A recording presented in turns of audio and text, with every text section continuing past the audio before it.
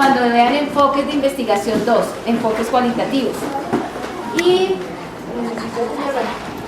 decíamos que ellos van a construir una nueva definición de racionalidad, porque habíamos visto el proceso de racionalización y de racionalidad de Max Weber, ¿sí? Y recuerdan que él hablaba cómo el sistema capitalista iba ordenando y sistematizando la vida de las personas desde los países occidentales y extendiendo a todo el mundo.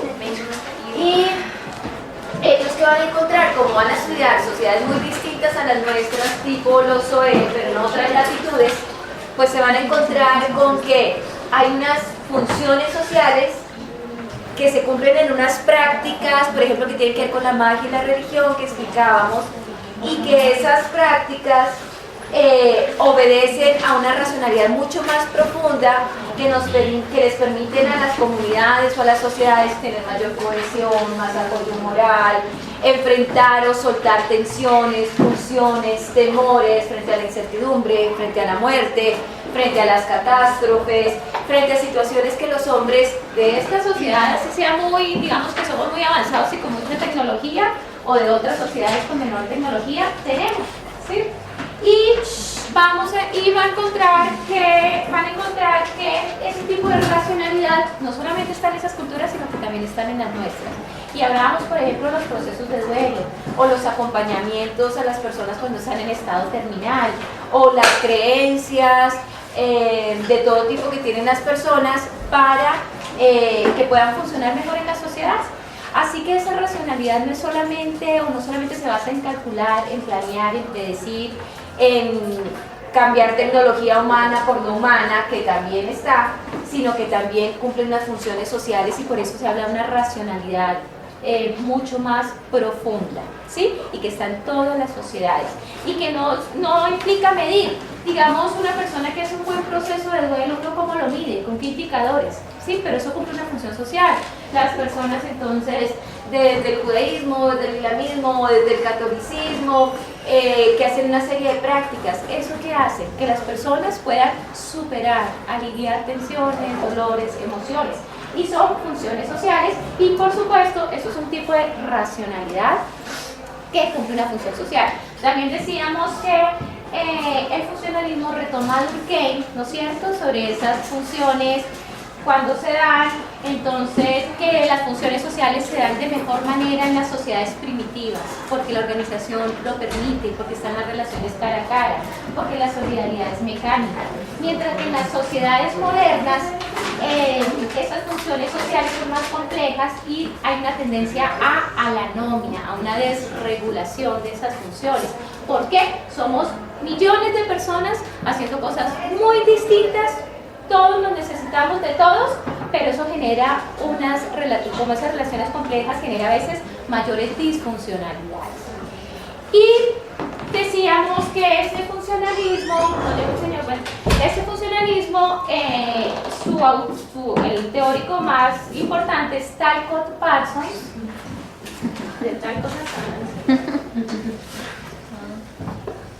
Talcott Parsons, un sociólogo norteamericano que va a estudiar las estructuras sociales, el sistema social, cómo funcionan, cómo se interrelacionan.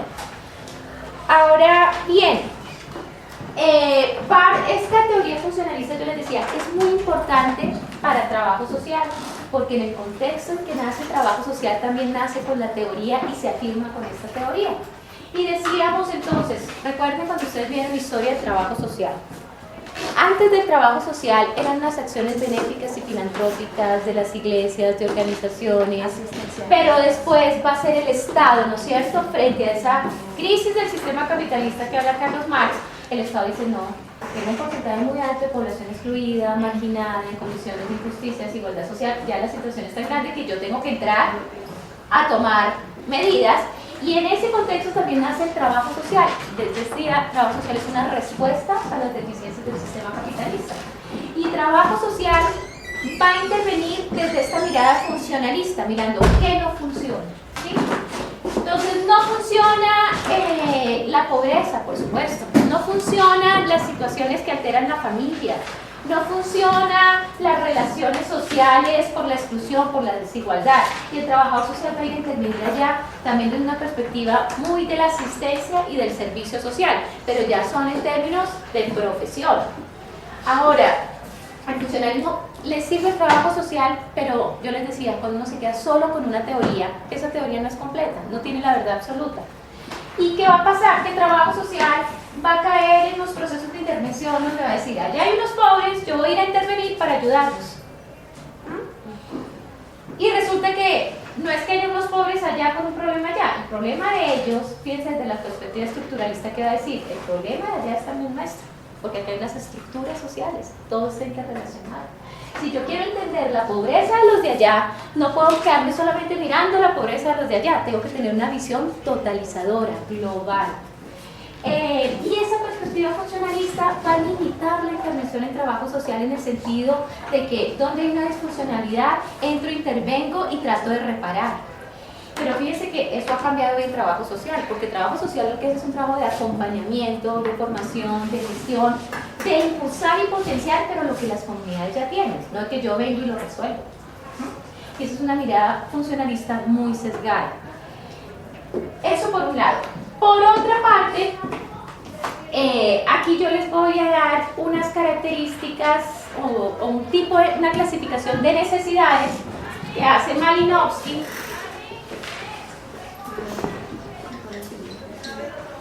Va a hacer una clasificación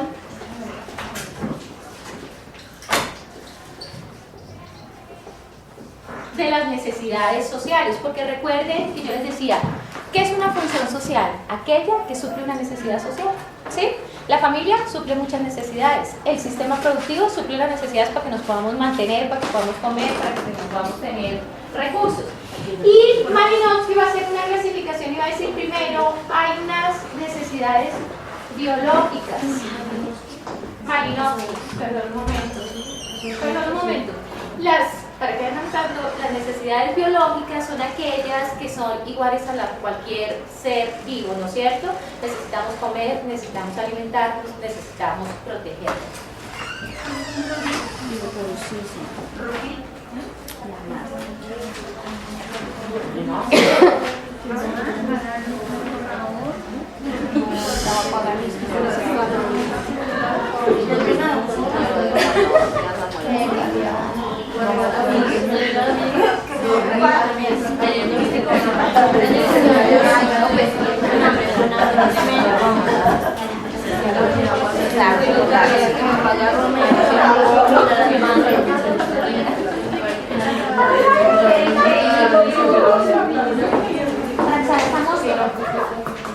Dayana, por favor, la ventana ahí, baby.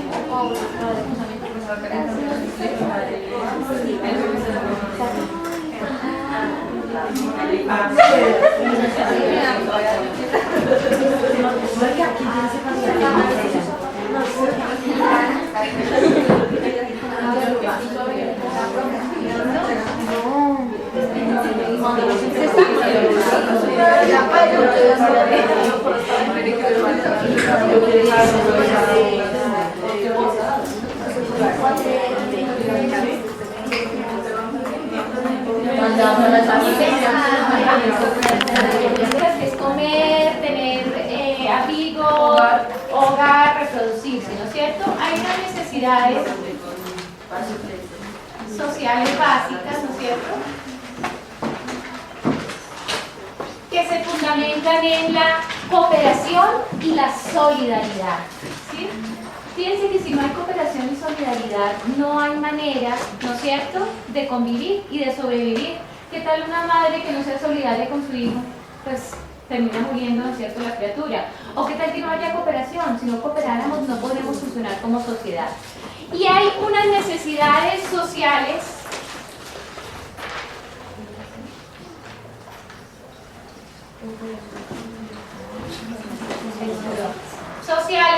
de transmisión de instituciones y tradiciones. Unas necesidades sociales de transmisión de instituciones y tradiciones.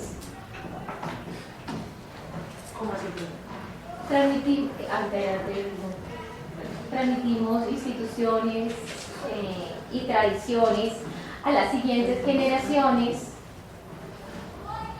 sobre normas y valores que permiten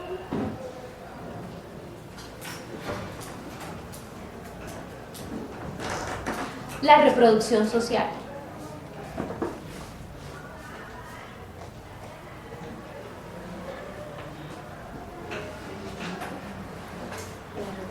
Que permiten la reproducción social. Fíjense que mis padres podrían ser, o unos padres pueden ser muy buenas personas, tener sus normas y valores interiorizados, pero si no se los transmiten a sus hijos, se va a perder esas instituciones y esas tradiciones, y eso es lo que permite la reproducción social, que se pase de una generación a otra, y eso es fundamental. Pero también esas instituciones y tradiciones se resignifican, cambian de acuerdo, ¿no es cierto?, a los contextos donde se producen y a los tiempos, no son rígidas. Pero lo que sí es cierto es que como uno cría a sus hijos, pues esos hijos después van a comportarse y criar a sus hijos, ¿sí? Eso se tiende a repetir en el tiempo. Y estas necesidades pues son fundamentales, ¿para qué? Para que funcione una sociedad. Porque es que a mí me pueden enseñar muchas normas y valores, pero si no tengo que comer, pues sí, si la gente no tiene que comer, pues se acaba la sociedad. Puede haber mucha cooperación y solidaridad, pero si no se hace ese proceso de reproducción social, de transmitirlo a las siguientes generaciones, pues también se va a perder. Y como que tiene que haber una cohesión con todas. Claro, están articulados, claro. Y fíjense que por eso retoma Durkheim, porque empieza a fallar alguna, las otras van a empezar a fallar de una u otra manera con el paso del tiempo. Entonces, es fundamental que la sociedad pueda suplir esas necesidades biológicas, esas necesidades sociales básicas y esas necesidades sociales de transmisión que permiten la reproducción social, es decir, que pasen de una generación a otra y no se acaben las sociedades, ¿sí? Digamos, entonces, uno que encuentra en la sociedad colombiana, tenemos problemas con las necesidades biológicas, ¿sí? No todo el mundo come, duerme, tiene una vida digna, ahí hay un problema. Con las necesidades sociales básicas de cooperación y solidaridad también. ¿Por qué? Porque el tejido social se tiende a destruir a veces por la violencia familiar, por la inseguridad, por el conflicto armado interno. Piensen que no solamente, aunque habla de cooperación y solidaridad, hay otro elemento que retoman otros autores, y es la confianza. Cuando la persona no tiene confianza con su sociedad, con su entorno, con sus instituciones, entonces piensen en el niño que necesita que el papá le ayude en algo, pero el papá es un ogro, pues lo más probable es que no va a acudir al papá, o le va a costar mucho. O piensen ustedes los ciudadanos que quieren acudir a la policía, pero si en la policía hay corrupción o hay alianzas con paramilitarismo, pues menos, ¿sí? O piensen ustedes simplemente en la calle y a alguien se les acerca pidiendo ayuda y a ustedes les genera desconfianza, ¿será que madres ¿Me dan la hora? Sí, como que sí, eso genera una fractura social, ¿sí? No es solamente que se cumplan estas funciones, sino que haya una confianza, ¿no es cierto?, en el entorno, en las instituciones, hasta en la economía. Cuando hay desconfianza en la economía es gravísimo. Cuando la gente desconfía de un banco es gravísimo. El banco se puede quebrar por el solo hecho de que desconfía. La gente retira todos sus depósitos, la gente no hace ninguna transacción con el banco, hasta ahí llegó. Y así se da en todas las instancias sociales. Y por supuesto son elementos muy importantes para el trabajo social. El funcionalismo es importante, pero por supuesto está esa lectura crítica, pues que aquí la hacemos desde el trabajo social. Vamos a pasar a otro, hasta acá vamos a ver el funcionalismo por razones de tiempo y vamos a pasar a vamos a pasar a vamos a pasar a Jürgen Habermas. Bueno, yo les había dicho que averiguaran, ¿no es cierto?, quién era Jürgen Habermas.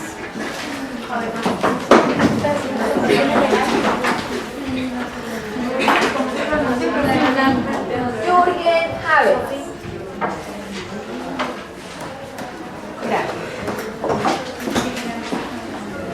Filósofo. Ajá.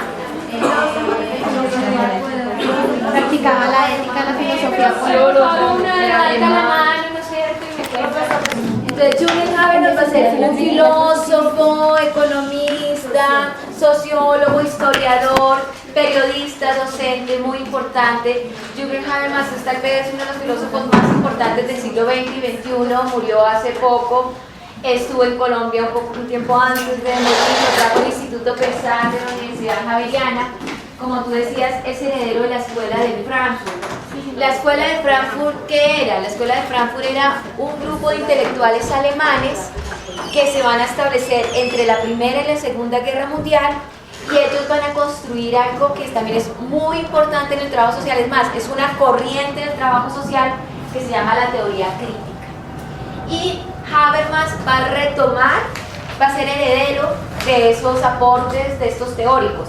La Escuela de Frankfurt se va a acabar, ¿por qué?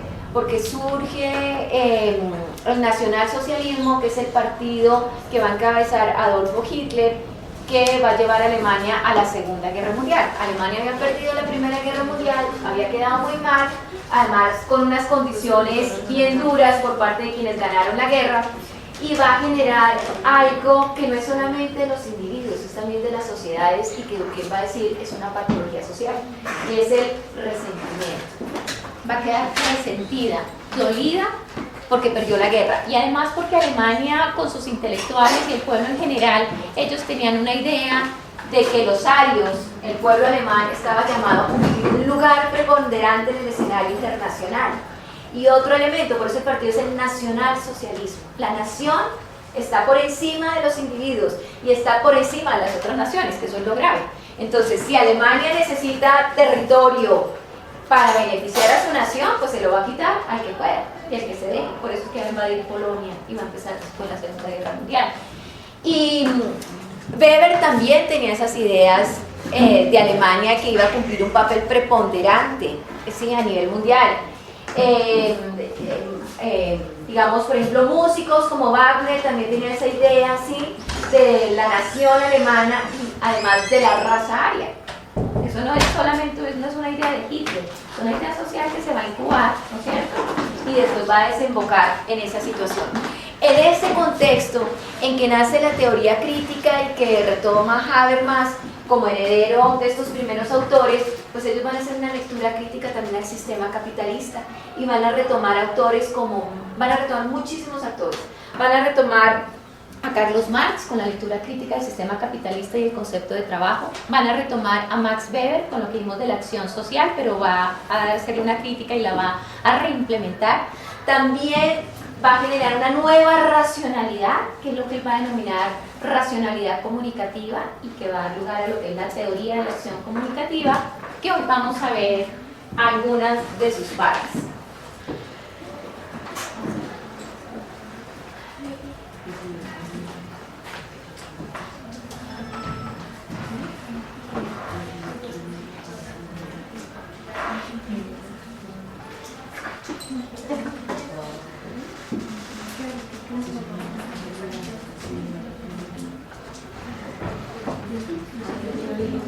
Bueno, Habermas, ¿qué va a hacer? Va a hacer una crítica al sistema capitalista, pero es el sistema capitalista del primer mundo, es decir, lo que hemos llamado los países avanzados.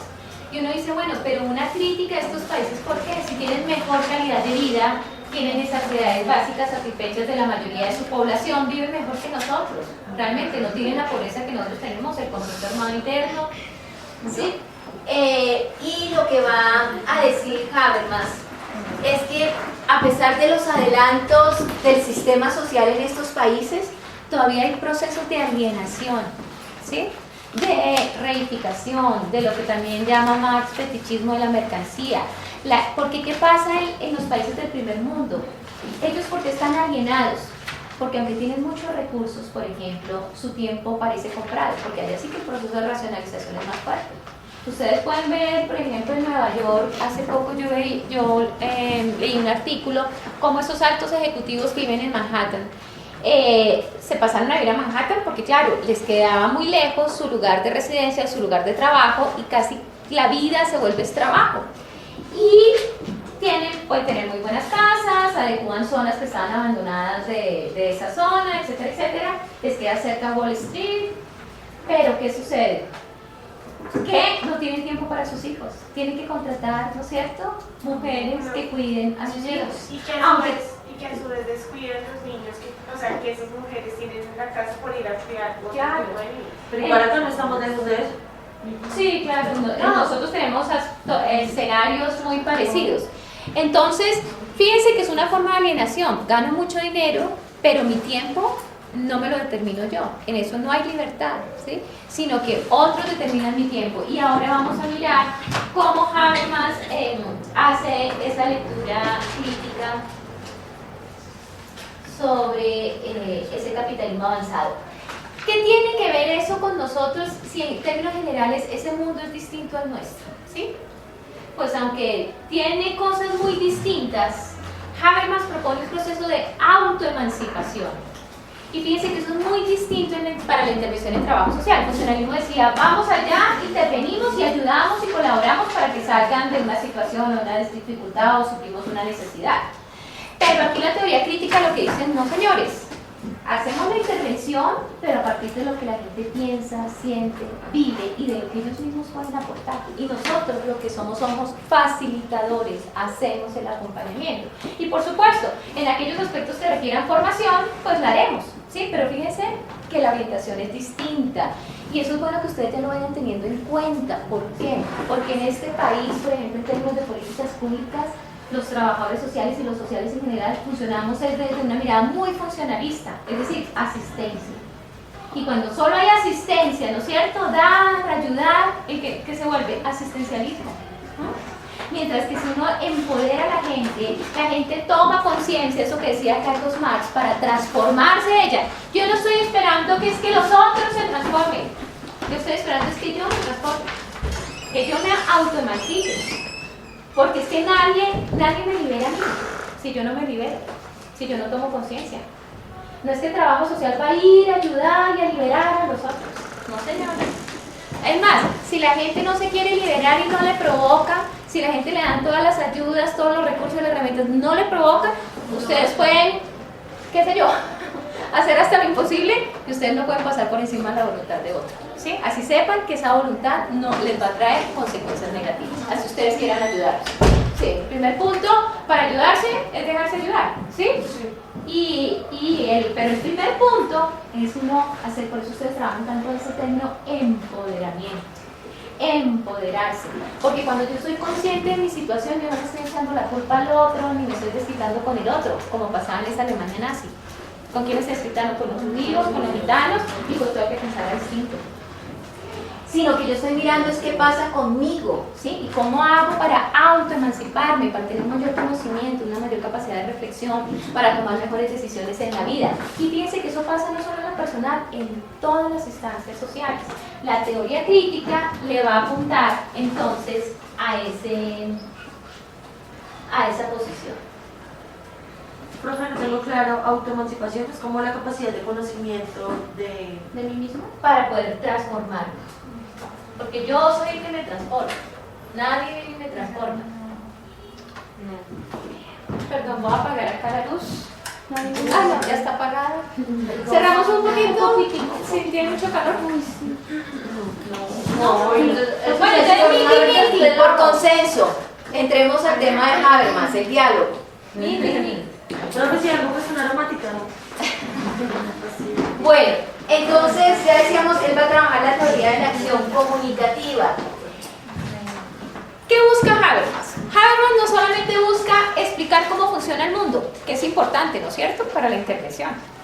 Lo que él busca es evaluar el potencial de la sociedad moderna. Cuando aquí está hablando de del potencial de la sociedad moderna es ¿qué puede hacer la sociedad para transformarse? ¿Qué puede hacer la sociedad para mejorar?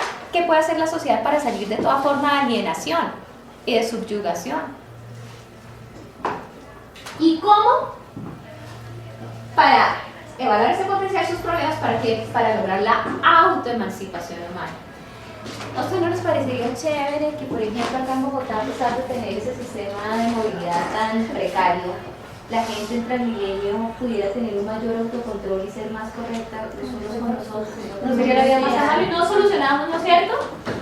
Por ejemplo, una profesora en estos días me contó, me escribió un correo porque no tuvieron una reunión, iba a salir, iba a entrar a Transmilenio y la gente la empujó, le pasó por encima, le tocó al medio. Entonces, digamos, ese tipo de cosas. Es que la autoemancipación no es que yo voy, peleo y me agarro con todos los demás. Es que yo como tomo conciencia para ser más libre. Y más libre es cuando yo, ¿no es cierto?, suelto cargas y eso me lleva a la acción para cambiar, para tener bienestar. Y por supuesto, cuando yo tengo bienestar puedo llevar bienestar a otros, ¿sí? ¿Qué va a decir Habermas? El conocimiento avanza mediante la discusión abierta. ¿Qué quiere decir eso? Que una persona no hace el que conocimiento y es una isla aparte, tiene que comunicar, debatir, compartir, ver diferentes puntos de vista. Y fíjense que aquí entra de manera muy importante el diálogo, ¿sí? Dialogar. También, ¿qué hace Habermas? Estudia la decadencia paulatina en las sociedades capitalistas avanzadas. Ustedes lo vieron un poco cuando vieron el orden criminal del mundo. Ese individualismo, ¿no es cierto?, desaforado de los centros financieros, de los grandes grupos financieros, ¿sí? Importa más mi ganancia que una sociedad. Me importa ganar más que quitarle el empleo a 40 personas, en todo caso voy a ganar, pero quiero ganar más. Importo yo, no importan los demás, porque ¿qué pasa en Europa y en Estados Unidos? Cada vez es más fuerte el individualismo, no el individuo, sino el individualismo. Es decir, primero yo, segundo yo, tercero yo. Además, ¿eso qué implica? Soledad, estrés. Una de las enfermedades más graves y que tienden a subir las estadísticas es la depresión en los países del primer mundo, de manera muy fuerte. Las personas no quieren formar familia, no quieren tener hijos. ¿Por qué no lo quieren hacer? Y aquí uno tiene que volverse un poco a pie con pie. Realmente porque son libres de su elección. Uno pensaría que son las estructuras sociales. No tienen tiempo para nosotros, ¿sí? Además porque ese proceso de racionalización los ha absorbido tanto que se trabaja en términos de producir. Entonces, ¿qué tiempo conmigo? ¿Qué tiempo para...? ¿Sí? Van, vienen, se acomodan como pueden. Y a eso se está refiriendo también la autoemancipación. Y por último, porque como ustedes vieron en el orden criminal del mundo, se cumple esto que señala Habermas.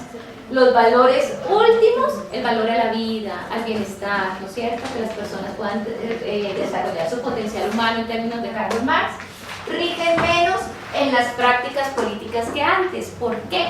Porque la política cada vez se define más y se determina más por la economía, por el sistema productivo. Y porque, como ustedes vieron también en el documental del orden criminal del mundo, quien antes era el director de una multinacional pasa a ser el vicepresidente de los Estados Unidos. No está representando una nación o a un partido político, está representando unos intereses económicos y por eso subió allí. Quienes financian hoy las campañas son los grandes emporios económicos y suben, es más, Luis Carlos Sarmiento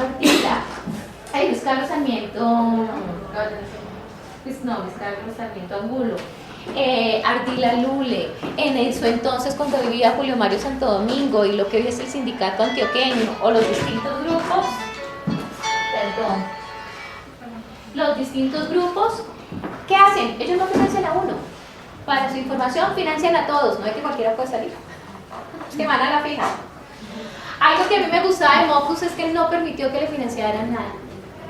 Porque claro, eso es llegar a acuerdos, ¿no es cierto? Y después entonces cambian el TLC para trasladar. Los que más plata tienen. Porque si ellos me ayudaron a mencionar el por yo tengo que hacerlo. Claro, tú eres una servidora de ellos, ¿sí? No el presidente que está por encima de ellos.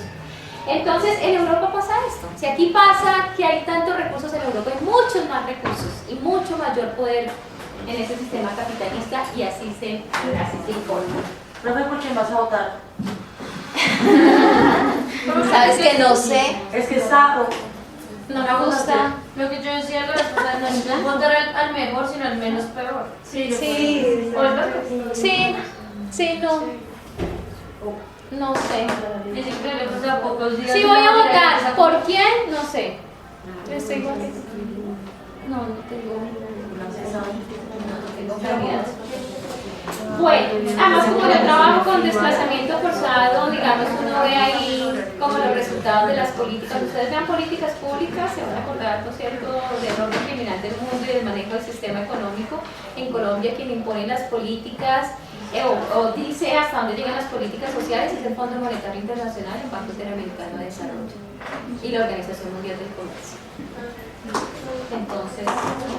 Entonces, Habermas va a proponer la teoría de la acción comunicativa. Ustedes ven ahí dos palabras, acción. Y ese concepto de acción lo va a tomar del concepto de acción social de Max Weber. Recuerden que la acción social es aquella a la cual el actor, porque lleva a cabo la acción, le aplica o le confiere un sentido subjetivo en un contexto determinado. Pero Habermas le agrega comunicativa. ¿Por qué comunicativa? Porque para Habermas es muy importante la comunicación. Porque ¿qué pasa en esos centros de poder? Volvamos al orden criminal del mundo. ¿Quiénes definen cómo funciona el mundo finalmente? Los grandes centros financieros mundiales, ¿sí? Ellos comunican, comparten o dialogan con nosotros, seres humanos mortales, ¿sí? Que vamos y venimos, no. Ellos nos dicen el lugar que nosotros decimos, ellos nos comunican a nosotros lo que quieren, pero no hay escenarios de diálogo. Cuando hay diálogo, estamos en condiciones de igualdad. Yo puedo pensar distinto, opinar distinto, y por eso no me van a caer encima. Cuando hay diálogo, me puedo poner en los zapatos del otro, aunque yo no comparta su punto de vista. No necesariamente tengo que llegar a un acuerdo mutuo, pero sí tengo en cuenta el otro. Entonces, por eso es que hace énfasis en la comunicación. Y para eso va a reelaborar el concepto de racionalidad, así como lo vemos en el funcionalismo, acá también lo reelabora. Para eso va a retomar a Carlos Marx para estudiar las sociedades capitalistas contemporáneas. Por supuesto también hace esa lectura crítica, que el sistema capitalista nos aliena, ¿sí? Nos enajena. Y va a retomar el concepto de trabajo de Carlos Marx, porque recuerden que Marx decía que el potencial humano se desarrolla a través del trabajo. Yo tengo un mal trabajo, no puedo desarrollar mi potencial humano. Tengo un buen trabajo, puedo crear, puedo planificar, puedo imaginar, puedo trabajar en equipo. Piensen ustedes tan chévere que es cuando uno trabaja en equipo y todos están, ¿no es cierto?, como en la misma sintonía, todos van para el mismo lado, se apoyan. Ese es el trabajo en equipo. Pero, ¿qué dice Habermas? Que ese concepto de trabajo debe completarse en este sentido cuando yo les digo de interacción referente a la comunicación. ¿Por qué? Porque Marx, recuerden que como hace énfasis en la economía, cuando él toma el concepto de trabajo, él toma ese concepto de trabajo desde una acción instrumental. Trabajo para producir, para sobrevivir, para suplir necesidades. Y Habermas dice, no, el trabajo por supuesto suple necesidades, por supuesto tiene ese propósito instrumental, pero en el trabajo las personas interactúan, entonces toma elementos del interaccionismo simbólico, ¿no es cierto? Comunican, ¿no es cierto? ¿Por qué? Porque para poder trabajar bien no es solamente que yo trabaje y tenga plata, que es lo que pasa con algunos altos ejecutivos de Wall Street, sí trabajan y tienen plata, ¿sí? Pero no se dan esas interacciones, ese grado de interacción, y no hay un entendimiento mutuo. ¿Por qué no hay un entendimiento mutuo y por qué ellos están alienados aunque uno dice que ganan tanta plata, tan chévere ganando ese montón de plata? ¿Por qué? Porque no tienen una vida propia, no tienen una autonomía, están alienados por el sistema. Por ejemplo, alguien que trabaja en la bolsa de valores tiene una vida supremamente estresante, porque un segundo que se demoren a hacer una transacción, y cuando ya por ejemplo en Shanghái es el 1 de enero, pero en tal lado, en Frankfurt, todavía faltaba tanto tiempo y no movió o no cambió las divisas en el mercado internacional, perdió plata, ¿sí? Y le van a caer encima a la compañía porque perdió plata, ¿sí? Es decir, su tiempo no es para la vida, no es para desarrollar ese trabajo, su tiempo es para la compañía. Y la compañía le dice cuándo trabaja, cómo trabaja. Es más, la compañía no le está diciendo eso, pero sí sucede así. Le está diciendo si cuida o no cuida a sus hijos, si tiene tiempo o no tiene tiempo para ellos, si come a la hora que debe ser o no come a la hora que debe ser. Pero no solamente los de bolsas de valores, a veces los que personas solamente se ganan un mínimo, peor, trabajan hasta 12 horas. Peor porque ellos no tienen para pagar a una persona que cuida a sus hijos. ¿Quién cuida a sus hijos? Pues la calle, la televisión, los medios de comunicación, los pares, el que aparece. Entonces, pero acá está hablando de las sociedades del primer mundo, ¿sí? Pero por supuesto nos sirve perfectamente para hacer la lectura acá. Entonces, ¿qué dice Habermas? Él propone una racionalidad comunicativa que se entiende en la interacción lingüística. ¿Por qué? Porque la realidad no es solamente lo que yo veo en el mundo social, la realidad es lo que yo digo que es la realidad. Entonces volvamos a esa caricatura de Pierre Bourdieu, de Caballero, sobre ese rico, ¿no es cierto?, que está sentado en su sillón con su vaso de whisky, su paño inglés y su tapete persa y con unas especificaciones abajo en inglés y dice, lo que pasa con los pobres es que no entienden. Fíjense que él está comunicando. Comunicar no es solamente decir esa persiana es blanca. Comunicar en el sentido social es decir qué lugar ocupa esa persona en la sociedad. Cuando yo digo, es que los pobres no entienden, ¿yo qué estoy haciendo? Bajándolo de categoría, dándole menor valor. Por eso lo que uno comunica es importante. Y ustedes como trabajadores sociales, ojo, porque a veces los informes son muy funcionalistas. Se hizo, se intervino, se llevó a cabo, se condujo, se concluyó, se logró. Y no sería más bien logramos, obtuvimos, ¿sí? Comunicamos. Claro, porque es que el Estado sí tiene una posición funcionalista muy fuerte y ahí el trabajador social entra, ¿no es cierto?, bajo esas directrices. Entonces, la interacción lingüística es fundamental. ¿Cómo me defino yo? ¿Cómo defino a los otros? ¿Qué digo yo de mí misma? ¿No es cierto? Ese interaccionismo simbólico, ¿cómo me veo como sujeto entre los otros, como objeto de estudio? ¿Cómo veo a los otros? Ustedes como trabajadores, ¿cómo ven a los pobres? ¿Cómo ven a las mujeres? ¿Cómo ven a los rom? ¿Cómo ven a los homosexuales?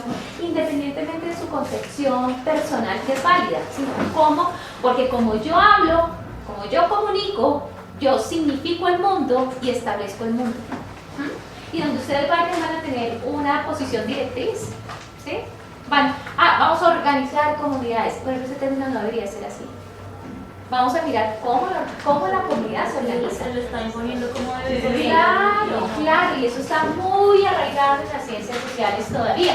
Por eso es que esta teoría se llama teoría crítica, hace una lectura crítica.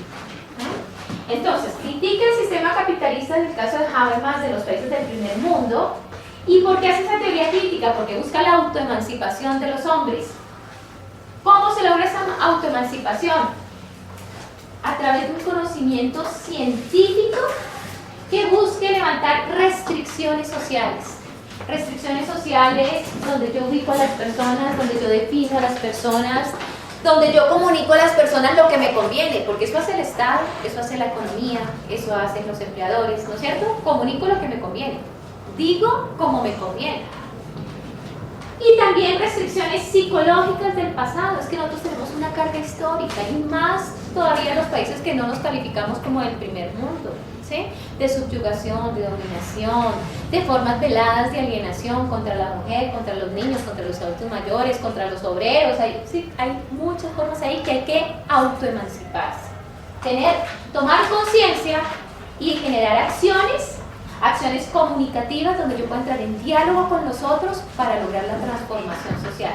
Ustedes no pueden aportar a la transformación social de ninguna persona, familia, grupo, comunidad o método integrado, como lo quieran llamar, si ustedes no tienen relaciones con acciones comunicativas fuertes.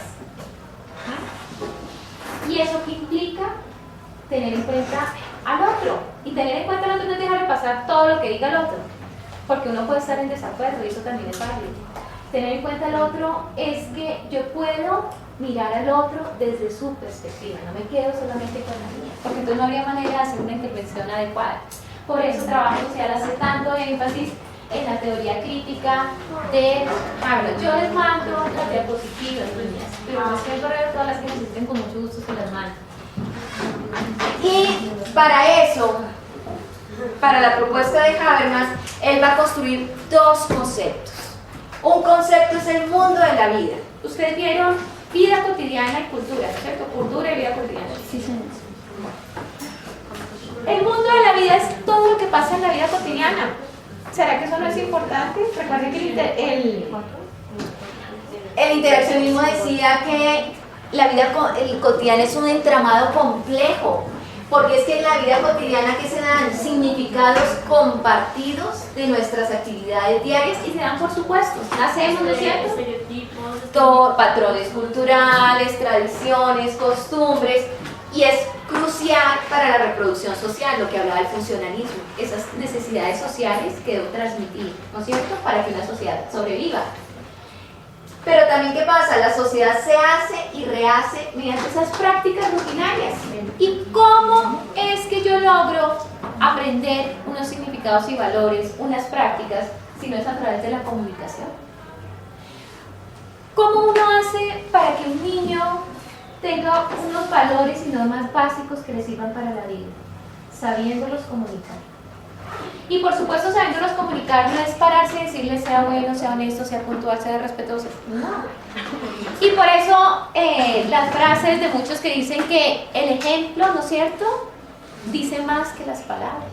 Hay muchas formas de comunicar, no hay una sola forma de comunicar. Por eso lo que señalaba Pierre Bourdieu, que en la comunicación y en la interacción también la exis corporal, el cuerpo, las expresiones, las posturas. Entonces, en este mundo de la vida, ¿no es cierto?, aprendemos todo eso en nuestra vida cotidiana. Quienes acá estudian solamente, viven más su vida cotidiana y se están preparando ¿para qué? Para producir en el sistema social.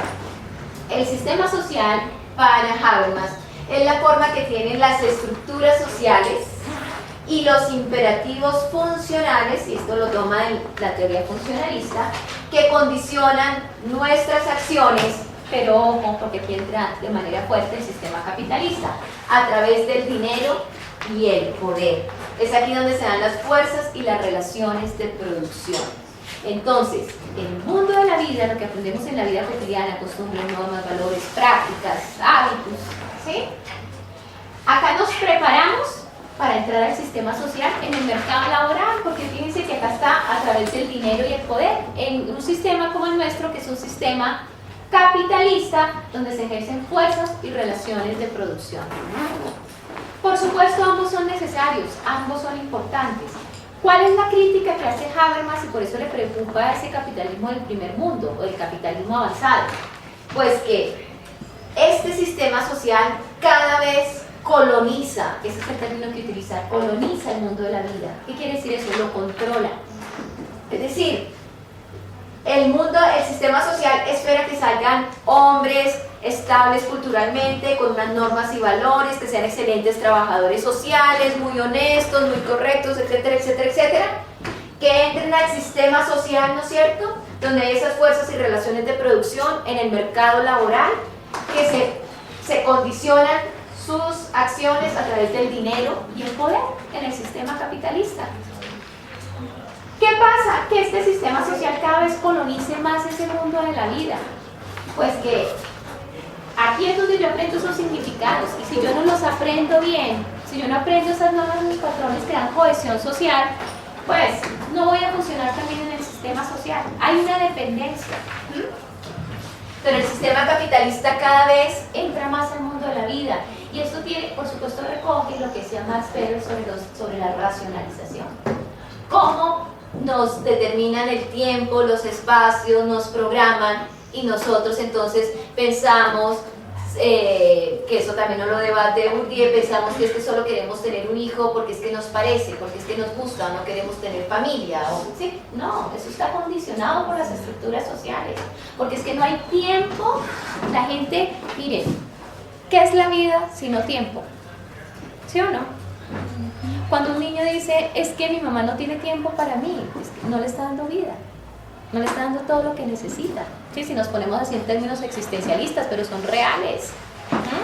Porque ¿qué pasa con ese tiempo, esa vida, ese mundo de la vida? El sistema capitalista se los está absorbiendo. Entonces, en el mundo de la vida yo aprendo cómo comunicarme, qué comunicar, en qué creer. Ese mundo de la vida, por supuesto, depende del adecuado funcionamiento del sistema social, porque acá es donde se produce y donde están las relaciones de poder. De aquí se sacan los recursos para el mundo de la vida, para que la gente pueda llevar una vida cotidiana en familia. Y necesita organización y coordinación. ¿Y qué pasa con el sistema social? El sistema social necesita individuos bien socializados, con un grado de estabilidad y un nivel cultural. ¿De dónde salen esos individuos? De acá. Pero ¿qué sucede si este mundo de la vida cada vez es más controlado por este sistema social? Que esos individuos no van a ser también socializados. Van a tener dificultades, situaciones de ansiedad, de estrés, dificultades para adaptarse. Lo que diríamos en términos de Durkheim, anomia, ¿sí? Porque les dicen, sean excelentes, funcionen en el sistema, pero no les dan el espacio para eso que decía Jean Piaget, de cumplir con ese ciclo vital. ¿Qué hizo Jean Piaget con su hijo? Mirar cómo era su mundo de la vida en la infancia. ¿Sí? Cómo aprendía, cómo interiorizaba, cómo se iba desarrollando. Digamos que por su trabajo le pudo dar tiempo, es decir, le pudo dar vida, pudo hacer ese acompañamiento que es tan importante. Pero como el sistema social absorbe, no se pueden hacer los procesos de socialización y sociabilización que se deberían hacer. Y eso no solamente pasa acá nosotros que tenemos más pobreza, sino pasa también en los países del primer mundo que se supone que tienen más riqueza. Y esa es por eso es una lectura crítica. ¿Hasta dónde tanta producción y para qué? ¿Sí? La gente se siente más pleno, trasciende más, eso genera más bienestar y lo que uno encuentra es que hay muchas formas de alienación. ¿Tienen alguna pregunta sobre esto? Entonces, en su teoría de la acción comunicativa, desde esa racionalidad, él va a decir, hay 4 pretensiones de validez o 4 puntos claves que uno siempre tiene que tener en cuenta cuando uno va a comunicar. Y eso no es solamente para la vida profesional, esto es para el mundo de la política, como lo hemos visto en estos días, ¿no es cierto? Con esos destapes de espionaje, contraespionaje, bueno, chozadas, etc. Es para el mundo de las empresas, es para el mundo laboral y es para el mundo personal y es para el mundo familiar. Eso es lo interesante de Habermas, que en ese sentido es abarcador. ¿Cómo debe ser la comunicación? Dice Habermas. Debe haber 4 requisitos. El primero, inteligible. ¿Qué quiere decir inteligible? Que tenga significado. Entonces hablemos de las campañas políticas. Los políticos hablan y hablan y no dicen nada. Que no significa nada. ¿Como argumentativo? No, que tenga un significado, que eso tenga una razón de ser. ¿Sí? Piensen ustedes Cantinflas. Entonces Cantinflas empieza a hablar y hablar y hablar y no dice nada y revuelve todo con todo. ¿Sí? No tiene ningún significado, es incoherente. Piensen ustedes trabajo social. ¿Cuál es el discurso de trabajo social? Ese discurso tiene un significado, es inteligible, entonces hay que crearlo, ¿cierto? Hay que revisarlo. Por eso el proceso de la reconceptualización va a tomar fuertemente esta lectura crítica. La verdad, no solamente que tenga significado, sino que lo que yo diga es cierto. Por eso el mundo de la política no sirve tanto, porque ninguna de las 4 se cumple, generalmente. Entonces les queda más fácil entender. Rectitud moral. No es solamente que tenga significado, no es solamente que ese significado sea cierto, que se aproxime lo más posible a la verdad, sino que hay que saber decir las cosas y decirlas en el contexto adecuado. Ustedes no pueden llegar y decirle a una persona delante de todo el mundo en una comunidad algo, ¿no es cierto? A menos que esa persona, ¿sí?, genere una situación colectiva.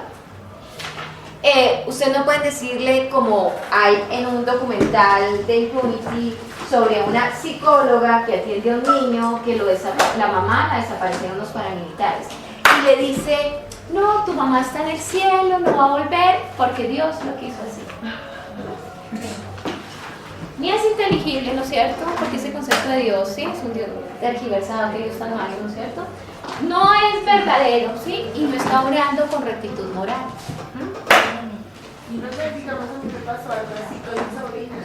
El papá falleció y la psicóloga del colegio le dijo exactamente lo mismo.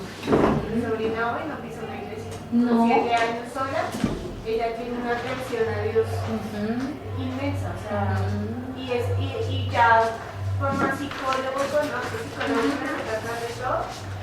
Claro, porque pues eso marca. Imagínate que el papá se lo quitó. Me dijo, es que se lo llevó papito a Dios y está en un lugar mejor. Digamos, uno tiene que hablar con la verdad, ¿no es cierto? Uno puede tener sus creencias, creer en Dios, pero uno tiene que mirar la realidad. Y por lo menos en este caso el paramilitarismo, pues se lo llaman unos hombres malos, ¿sí? Y eso fue malo. Porque ¿qué pasa con los niños cuando no se les dice la verdad? Mira el inconsciente, cómo se sienten culpables, que ellos son los culpables. Y cuando uno no dice la verdad, ¿sí?, piensan que se fueron por culpa de ellos. O en los divorcios, ¿no? No les dicen con claridad. Simplemente ahí despachan uno para una otra, para la otra, o se quedan, ¿sí?, y ya se acabó. Pero eso es a todos los niveles. Eso es a nivel personal, familiar, laboral, económico, político, en todas las instancias. Y la sinceridad. Y es que no haya... A ver, uno no se las sabe todas, ¿no es cierto? Uno no tiene el absoluto de la verdad. Pero por lo menos que en eso que comunique trate de ser sincero. Fíjense los procesos de negociación. Los procesos de negociación, ¿no es cierto? ¿Por qué han fallado? Porque no hay esto. Las toda la verdad, o porque la verdad no se puede saber, porque Colombia tiene que crear un grupo de memoria histórica y establecer un decreto donde diga que el Estado está en la obligación de construir la memoria colectiva, porque quienes han comunicado la verdad ha sido mentira y las víctimas, ¿sí?, no han podido decir su verdad y han sido las más perjudicadas. ¿Para qué decir la verdad? Porque la persona tiene derecho a comunicar, a recordar y también a olvidar si quiere. Pero la persona, a partir de esa memoria es como se va a hacer justicia. Yo vivía en tal lado, estaba en tal lado, tenía tantas vacas, tenía tanto, sí, tenía la empresa, lo que fuera, sí, pero si no se sabe, pues no hay posibilidad, sí. A veces es una restitución moral también. Entonces, fíjense que aquí toma elementos éticos, sociológicos, antropológicos y que cubren todas las esferas de la sociedad. ¿Para qué? Para que no haya una comunicación distorsionada. Hay personas que se levantan en el mundo con una comunicación totalmente distorsionada y tienen unas vidas supremamente tristes. ¿Por qué? Porque les han comunicado cosas que no son. Y eso pasa. Y para que entendamos ese sentido de la comunicación, yo cito acá a un psiquiatra, Curie, brasilero, que él hablaba sobre las relaciones padres e hijos y decía, hay familias donde los hijos comunican, dicen cosas, los padres dicen cosas, pero realmente nunca ha habido diálogo. ¿Y qué es diálogo? Es entrar en el mundo del otro, ¿no es cierto? Poder mirar por el mundo del otro, si uno no está de acuerdo, ¿no es cierto? Pero puede ser porque mira de esa manera. Es entrar uno en el mundo del otro y el otro en el mundo del otro. Y fíjense que cuando ustedes como trabajadoras sociales van a una comunidad, ¿cuándo les funciona? Cuando ustedes pueden entrar en el mundo del otro. Así no compartan muchas cosas. Bueno, eso es ponerse en los zapatos de los otros. Ay, ponte en los zapatos de los otros, el otro está llorando, entonces yo también lloro. No, no es de emocionalismo, fíjense que es una racionalidad. También implica las emociones, pero no se quedan las emociones. Y saben que como este mundo está tan racionalizado desde Weber, ¿qué pasa con trabajo social? Y como atiende todo tipo de casos, ¿sí? Y a veces de dramas, pues uno también termina siendo, ¿no es cierto?, alienado. Simplemente repite, va, cumple como unos parámetros, tiene unos formatos, pero nunca entra en el mundo del otro, ¿sí? Y eso es importante. ¿Qué es lo que hace que un trabajador funcione con el otro? Que el otro pueda entender que lo entendió, ¿sí? Aunque no comparta todo. Y eso es clave. ¿Cómo se genera comunidad o grupo? Porque comparten. Tienen escenarios que comparten, tienen ideas, valores, significados. ¿Cómo lo han compartido? Porque lo han comunicado, lo han dialogado. Por eso Habermas va a hablar tanto del diálogo, cuando ustedes escuchen diálogo, dialogizante, dialogicidad, es que entran muchas lógicas, pero yo las estudio, ¿no es cierto? Las miro, las comparto. Y eso es muy importante en el mundo social. Si así fuera, en este país, por ejemplo, quienes tienen más recursos y pueden aportar más, por ejemplo, para salir de la pobreza, les aseguro que si hubiesen esos escenarios de diálogo real, sí uno podría decir, sí podría haber mayor interés y mayor voluntad política para hacer cambios y transformaciones sociales. Porque yo no, pues si nada, podría vivir mejor que el Claro, por ejemplo, ese caso es muy diciente. Entonces, en síntesis, ¿cómo puedo entender el mundo social a través de la teoría de la acción comunicativa? A través de ese diálogo, ¿sí?, que nos llama Habermas y bajo unos fundamentos teóricos. ¿Por qué es relevante para un trabajo social? Por lo que yo les acabo de comentar, porque si el trabajo social no puede generar diálogo, ¿cómo va a generar intervención? ¿Cómo va a generar acuerdos, compromisos, acompañamiento, facilitación o gestión? Y porque la escuela de Frankfurt, de la cual es heredero Habermas, pues va a ser una lectura, por eso su teoría crítica, además porque la fundamentación de la reconceptualización sale de acá, de Marx y de Habermas y de la teoría crítica. Y hay muchos otros exponentes y tienen posturas distintas, pero digamos este es el más relevante. Muy seguramente después ustedes estudiarán otros. Y falta profundizar muchas cosas más de Habermas que son muy importantes para el trabajo social. En la reconceptualización, trabajo social, ¿qué va a decir? Nosotros estamos reproduciendo las estructuras sociales o las estamos transformando. Por eso esta separación con el funcionalismo. Porque al quedarse solo con el funcionalismo las están reproduciendo. Si uno hace una lectura crítica, uno pensaría que va a llevar a la autoemancipación y eso implicaría la transformación social. Es la propuesta de Habermas, tomando muchos autores, interaccionismo, tomando Marx, tomando Weber, tomando Durkheim. Y porque, al igual que cuando se dio la Segunda Guerra Mundial, hoy en día el hombre no ha cambiado mucho, a pesar de que hayan muerto tantos hombres y tantas generaciones y hayan quedado tantos desastres en esas sociedades. Recuerden ustedes que Hitler sube al poder por el Partido Nacional Socialista, y esa palabra nación ahí era que Alemania estaba llamada a cumplir un papel importante en el escenario internacional. Si la nación alemana necesitaba territorio para seguir fortaleciéndose, pues cogía de cualquiera que se dejara, y eso fue lo que hizo Alemania. Alemania invadió Polonia y después invadió el resto, ya hasta que se unieron los aliados, y entonces ahí sí la derrotaron. Pero ¿qué hizo también Alemania? Alemania tenía un resentimiento, una patología social, sobre todo contra los judíos y contra los perdedores. Como ellos eran arios y los otros eran combinación de otras razas, y estaban también los judíos, que eran una población importante en Alemania, además una parte muy importante, muy próspera, pues ellos, ¿qué van a decir? Los que no son como nosotros están contra nosotros. Y ahí se da todo lo contrario de la teoría de la acción comunicativa. Pero ahí se cumple esa lectura crítica que hace Habermas, porque recuerden ustedes que los campos de concentración eran lugares, ahí sí está el proceso de racionalización en su máxima expresión.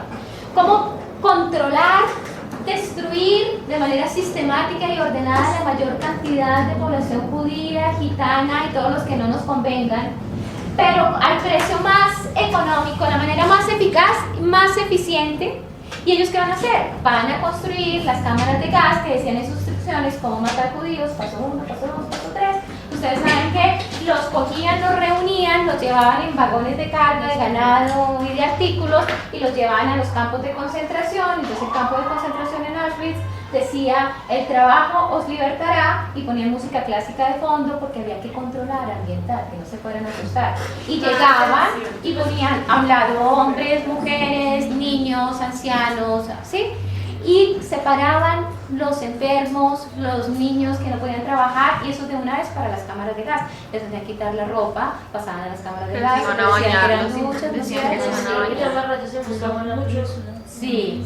Y por supuesto lo que caía era gas, morían, estaban desnudos, entraban los otros judíos que ya sabían, los recogían en carretas, y habían puesto justo al lado los hornos donde incineraban los cuerpos por saneamiento, por higiene. Pero eso que volvían ceniza, que eran los cuerpos de esos hombres, mujeres, niños, los que estaban allí, lo utilizaban una parte para abono, otra parte para utilizar jabón. Los niños que los separaban, algunos niños los separaban, sobre todo los gemelos, para hacer experimentos, entonces inoculaban sarampión, varicela, tuberculosis, y hacían experimentos a ver si sobrevivían, les rompían las piernas, los huesos, a ver cuántas veces podían resistir. Los mártires, sí. Dime. Les inyectaban un tipo de líquido en los ojos para controlar el iris, el color de los ojos. Sí, digamos que era una cosa absurda, pero eso fue ejercicio de la razón. Eso no fue algo que salió, ¿no es cierto? Eso fue algo planeado, calculado. Y lo que va a decir Habermas es: ¿para qué tanto conocimiento científico? ¿Para qué tanta ciencia? ¿Eso es conocimiento? ¿Eso es saber? ¿Para qué tanto conocimiento? ¿Para qué tanta ciencia? ¿Para qué tanto uso de la razón si es finalmente terminar con los seres humanos, con las personas de su propia raza y de su propia condición? Y entonces ustedes dicen: bueno, profe, ya no estamos en una Segunda Guerra Mundial, pero hoy en día la mayoría de los avances técnicos, tecnológicos son producto de la guerra. La internet es por el espionaje militar, y muchas cosas que utilizamos diariamente no fue que alguien muy loable dedicó su vida, ¿no es cierto?, a la invención, la dedicó o por plata, ¿no es cierto?, de pronto si alguien que sí lo haga de manera, por buenas razones nobles, pero la gran mayoría de los inventos son producto de la guerra, es decir, nos seguimos destruyendo. Hoy los laboratorios farmacéuticos no producen para ver cuántas personas salvamos, producen para ver qué es lo que el mercado más paga, qué es lo más costoso: la estética, controlar el envejecimiento prematuro, ¿no? ¿Sí? Pero contra el virus, contra ciertos virus, bacterias que otra vez se están reproduciendo y mutando.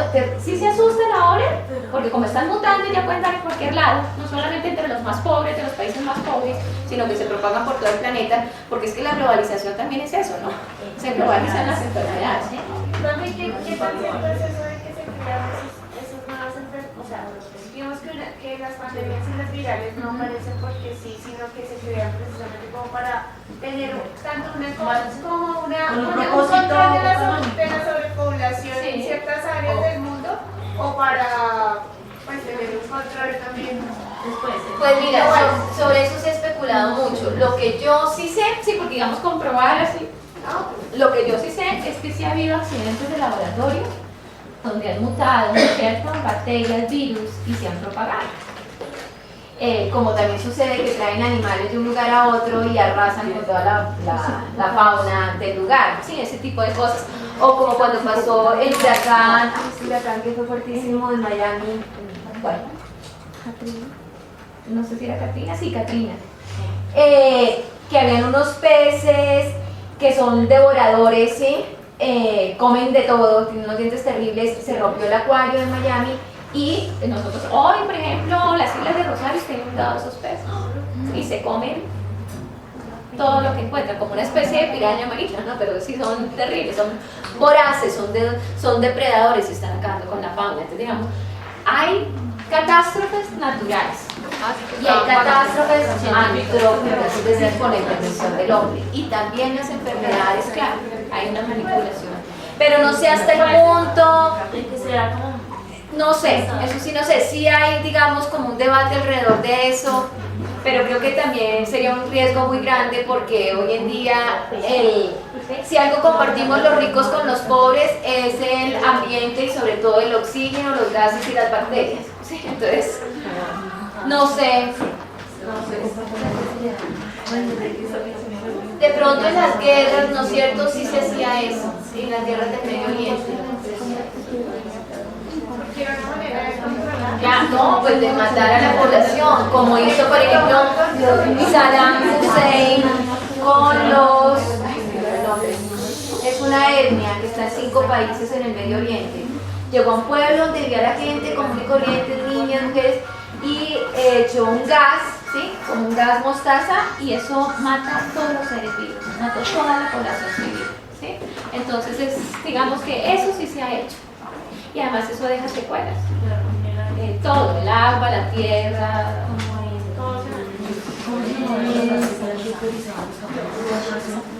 pero lo que sí es cierto es que nosotros como humanidad no hemos aprendido aún a entender el valor del otro, ¿sí? Y eso se logra en el diálogo y la comunicación, porque cuando yo comunico puedo conocer, yo no puedo amar lo que no conozco, ¿sí? Y tanto es así que Edgar Morin, que aquí no lo vamos a ver, dice: nosotros no estamos en la edad de la civilización, nosotros estamos en la edad planetaria del hierro, porque nos matamos los unos a los otros. Tenemos que entrar a la edad planetaria de la civilización, y no es para solo Estados Unidos o solo Europa, es para todo el planeta, pero eso está por verse. Bueno, y ya para finalizar, Michel Foucault. Seguramente ustedes miraron Michel Foucault y encontraron que es uno de los filósofos más importantes también del siglo XX, francés, también con una formación muy vasta, es filósofo, psicólogo, historiador, también va a ser docente.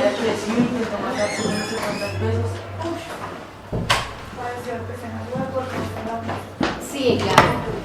Y eso también va a influir en su construcción teórica. Y va a morir de sida, como debería. Tiene 2 conceptos claves: arqueología y genealogía, que es lo que vamos a ver acá, junto con poder. Pero antes de entrar a mirar lo que es la arqueología y la genealogía para Foucault y poder, vamos a mirar cómo Foucault va a entender el conocimiento en la modernidad, porque también hace una lectura crítica de la modernidad. Foucault es estructuralista, aunque él nunca quiso que lo llamaran estructuralista. Y aquí más adelante vamos a mirar por qué es estructuralista. Porque él no se quería casar con ninguna escuela. Él te va a decir, el conocimiento en la modernidad, ¿qué hace? Describir, ¿no es cierto? Cuando uno dice que conoce, uno puede escribir.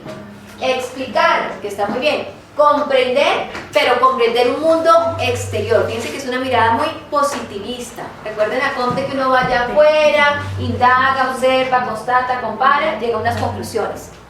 Y en el mundo moderno eso pesa muchísimo, el positivismo. Es más, yo a ustedes les saco notas y eso es una concepción positivista. Porque esos son los indicadores, para que ustedes sepan mucho, pero el formal en el parcial es la nota, bailas. El conocimiento social, ¿sí? Se basa en hechos, ¿sí? En lo que vemos allá, en lo que pasa con nosotros, no es autorreferencial, que ya Habermas sí lo proponía así, tiene que ser autorreferencial.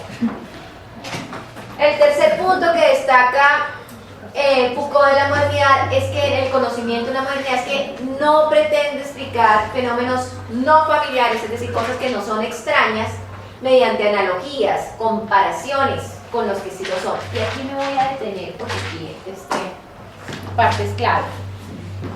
¿Uno cómo aprende? Uno aprende de lo familiar a lo no familiar. Entonces ustedes están en kinder y les enseñan primero, les repasan lo que ya saben en ese nivel, ¿no es cierto?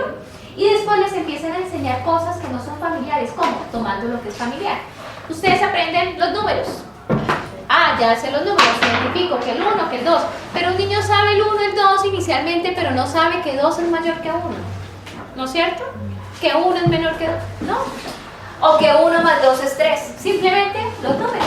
Pero ya que se saben los números, entonces el 1, entonces aprende suma. 1 más 1, 1 más 2, ¿sí? Entonces aprende un dígito, después de 2 dígitos. Y después aprende a restar y después otras operaciones matemáticas. Entonces partimos de lo familiar a lo no familiar. Por supuesto, a nosotros nos queda mucho más fácil aprender así. Pero ¿qué pasa con el mundo social? El mundo social es muy distinto y si uno aprende de una sola manera, se pierde de muchas formas de conocer lo que está allá, ¿sí? Porque el mundo social no es matemático solamente. Es más, hoy los físicos y los físicos cuánticos y los matemáticos puros saben que la matemática no es exacta. Eso que nos contaron no es exacto. Entonces, ya con eso empiezan a generarse cambios. Y el conocimiento en la modernidad, ¿qué hace? Como no parte de lo no familiar, ¿qué hace? Intenta eliminar lo desconocido convirtiéndolo en algo familiar. Si lo que yo no conozco, ¿qué hago? Empiezo a hacer comparaciones. Ay, esto es como tal, es como cuando ustedes entran a una temática, esto es como tal cosa, ¿no es cierto? Esto se parece a tal otra, tratan de relacionar. Digamos que eso en términos pedagógicos está bien, para uno aprender, pero en términos de conocimiento social es insuficiente. ¿Por qué? Porque lo que a uno le parece que es familiar, uno cree que lo conoce, ¿sí o no? Sí. Y resulta que Foucault va a llegar a la conclusión que lo que a uno le parece familiar, uno realmente no lo conoce.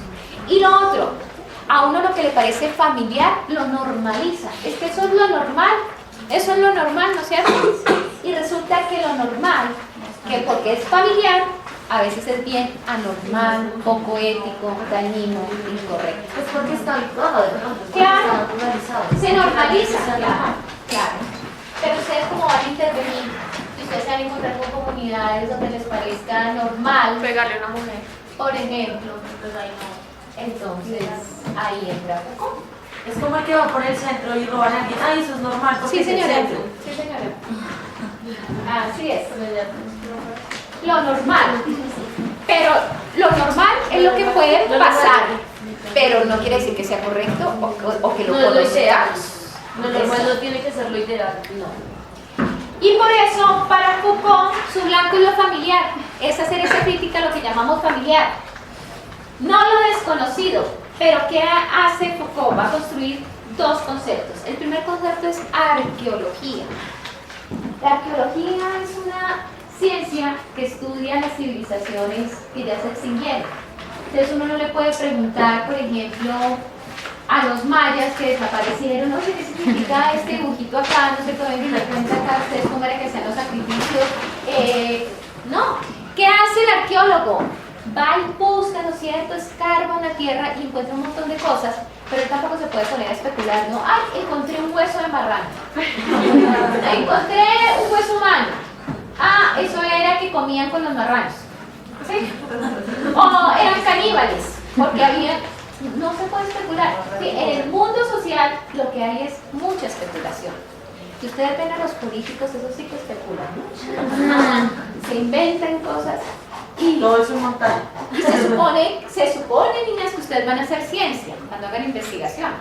Entonces uno no se puede dar el lujo ahí de especular, ¿no es cierto? Como que ponga esto por acá y explíquelo así y argumentelo de cualquier manera. Por eso Foucault, ¿qué va a hacer? Y fíjense que por eso es estructuralista. Busca descubrir los presupuestos subyacentes que predominan durante largos periodos de tiempo. ¿Recuerdan cuando veíamos que una característica del estructuralismo es mirar, ¿no es cierto? Esas capas allá profundas que no vemos a primera vista. Y recuerden, yo aquí les voy a hacer una mini línea del tiempo. Cuando yo les hice la línea del tiempo, y cuando ustedes les enseñan la línea del tiempo, cuando les enseñan historia, a uno le dicen que la historia es una secuencia, ¿no es cierto?, ordenada de hechos, y eso no es verdad. Lo que sucede es que hay largos periodos de una estabilidad con unas estructuras sociales, y hay unos quiebres que hacen que pasemos de una edad antigua a una edad media, una edad media a una edad moderna, una edad moderna a una edad postmoderna, contemporánea a una edad postmoderna, ¿no es cierto?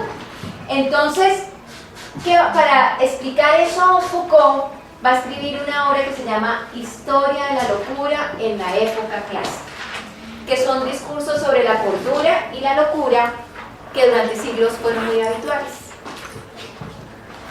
En la antigüedad o en la Edad Media, con una persona que nosotros decimos, además no es la palabra técnica, pero decimos que está loca, ¿ellos qué dirían? ¿Qué interpretación harían? Que hay un desorden. Pero a ver, no había psiquiatra, no había médico. Está enfermo. Está enfermo, le cayó el mal de ojo, se metió con brujería, le hicieron un hechizo, no tenía el amuleto puesto y le hicieron mal de ojo. Todo ese tipo de cosas. Esa era la explicación, ¿sí? No había psiquiatras.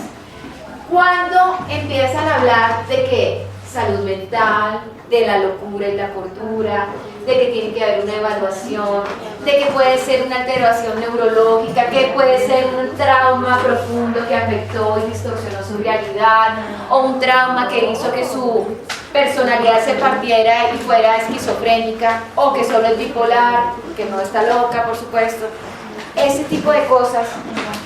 ¿Cuándo? Con la modernidad, cuando la razón empieza a estudiar desde la ciencia, porque una persona ve un elefante, ¿no es cierto?, allá blanco, que es el que le va a hacer el parcial de organización. Entonces, profesor, porque si a mí el elefante me lo hice, me puso 5. Sí. Entonces, esas explicaciones, esos cambios, ¿no es cierto?, en esas miradas, esos significados, me está diciendo cuándo esa línea del tiempo se parte, se fractura, y eso es lo que me interesa estudiar a Foucault, esas discontinuidades en la historia. Entonces, ojo con una cosa, la historia que nosotros tenemos, como son tantos hechos, pues nosotros tratamos de ordenarla y como darle un sentido, pero la historia no es una sucesión ordenada de hechos. Entonces, esta línea, ahora no es que se les olvide la línea del tiempo, ¿no? Porque es que la profesora Patricia dijo que esta historia no es la historia, no. Esa línea del tiempo nos sirve para ubicarnos en un contexto, ¿sí? Pero la historia no es lineal, secuencial, mecánica. Y lo que va a señalar es que efectivamente existen unas estructuras subyacentes que permanecen durante largos periodos, que hacen que las personas piensen durante mucho tiempo que la locura era porque tenía mal de ojo, era bruja o había pecado, le había caído una maldición. Y que de pronto hay una ruptura o cambio en esas estructuras que hacen que las personas cambien sus mentalidades. Eso es lo que nos hace pasar de la edad antigua a la edad media, a la edad moderna, a la edad contemporánea. Y lo que le interesa a Foucault es estudiar esos intervalos cortos de rupturas, porque eso es lo que va a generar las nuevas estructuras sociales, esas maneras de pensar y de observar y de organizarse la sociedad. Entonces, ¿qué hace la arqueología? Parte de lo no familiar, como cuando un arqueólogo encuentra unos rastros de una cultura antigua, no tiene ni idea para qué servían todas esas cosas, eso es no familiar. Pero cuando lo recompone y entiende para qué servía eso, en este caso Foucault, ¿qué hace? Se va a la historia, al pasado, ¿sí? Trae ese pasado, lo pone al presente, lo compara con el presente, para llegar a una afirmación que es muy profunda, aunque parezca tonta. Y es que el presente no siempre ha sido. ¿Qué quiere decir eso?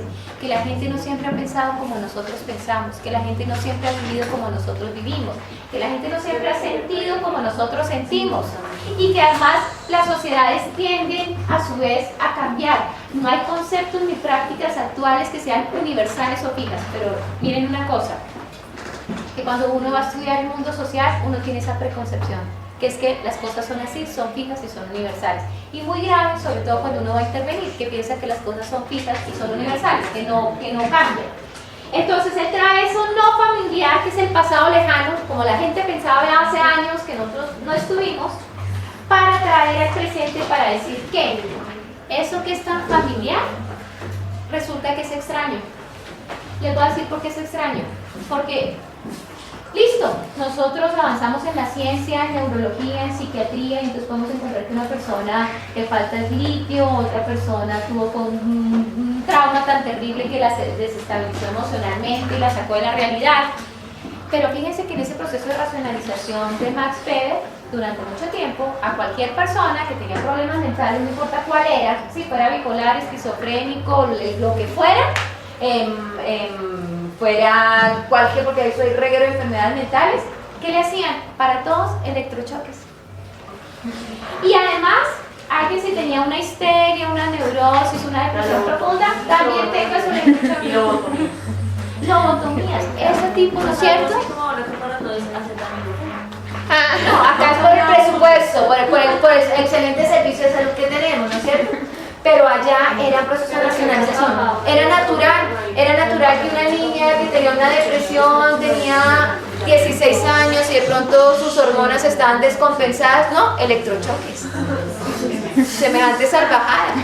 O los procesos de institucionalización, ¿no? Entonces, los procesos, la mamá no funciona, entonces saquen al niño, ¿no es cierto? Ese desarraigo tan horrible y llévenlo a una institución y trátelo como un número más. Eso era lo normal. En Estados Unidos hubo orfanatos donde incluso mataron niños, donde murieron niños, casos de desnutrición, de abuso, sí, pues que era lo normal. Entonces, eso que es tan familiar, la verdad es que es extraño. Pero nosotros creemos que esas estructuras son así, siempre han sido así y son las normales. Y el otro concepto es genealogía. Cuando ustedes hablan del árbol genealógico, ¿qué están pensando? Sus antepasados, sus tatarabuelos, ¿no es cierto? Y hacen un árbol genealógico, una historia familiar. Acá Foucault va a hacer una historia social. Y para eso va a trabajar un libro que es muy famoso de él, que se llama Vigilar y Castigar. Y es también la historia de cómo se vigilaba y cómo se castigaba antes de la modernidad y ahora. Y para eso empieza con un relato de un parricida que se llamaba Demián, y Demián lo han condenado a un suplicio y a la pena capital, a la muerte. El suplicio, que es algo racional, es estructural, el suplicio es para que sufra harto y tenga escarmiento, para que todo lo que lo vean no maten a sus papás. Entonces el suplicio es primero pasar por todas las plazas de París, desnudo, la gente le tira de todo, le dice de todo, lo golpea. Después va un verdugo, ese verdugo también es algo racional, lleva unas tenazas al rojo vivo que coloca sobre la piel del pobre hombre y le arranca la piel y le echa aceite encima sobre la vida. Y cuando llega a la plaza principal de París, han decretado que a él lo desmembren vivo 4 caballos que jalen de sus 4 extremidades al mismo tiempo, pero los animales no estaban preparados para hacer este trabajo y el pobre hombre nada que se le separaban sus extremidades y pidiera clemencia al cielo. Entonces viene el verdugo y empieza a moverle, ¿no es cierto? Hasta que logra, después de mucho sufrimiento, desprenderle los brazos y las piernas. Cae el tronco, pero aún estando el tronco ahí en el piso todavía está vivo. Y eso es una noticia que se dio en París en esa fecha en que se decretó esa pena para este hombre.